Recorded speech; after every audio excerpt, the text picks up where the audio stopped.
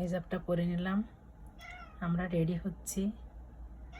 আমরা মানে আটলান্টিক সিটিতে আমরা যাব ঘুরতে, ওখানে ছোট মাছ ধরতে যাব। এইভাবে রেডি হচ্ছে। এই যে আমাদের উডি বাবু। উডি কেমন আছে? উডি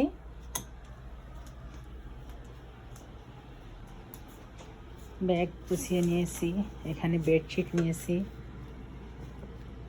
তো চিকেন প্লাস সাদা ভাত এগুলো নিয়ে নিয়েছি।